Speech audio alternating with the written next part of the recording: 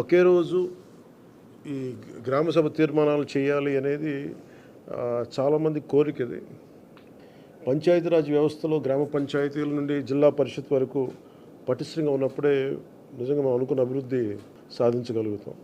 అందుకని దాంట్లో భాగంగానే ఆగస్టు 23 తారీఖున రాష్ట్ర వ్యాప్తంగా 13,326 గ్రామ పంచాయతీల్లో ఇప్పుడు ఇంతకుముందు ఎన్నడూ లేని విధంగా ఒకే రోజున గ్రామ సభలు నిర్వహిస్తూ ఉన్నాం. ఈ గ్రామ సభల్లో ఉపాధి హామీ పథకంలో ప్రతి కూలీ కుటుంబం సంవత్సరంలో 100 రోజులు పనిచేసే విధంగా అవగాహన కల్పించాలి. కూలీలకి ఉన్న హక్కులను తెలియజేయాలి.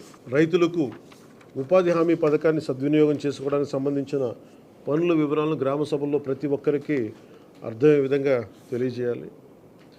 ఇకపైన ఉపాధి హామీ పథకాన్ని సమర్థవంతంగా అమలు చేయడానికి మనందరం కలిసి పనిచేద్దాం.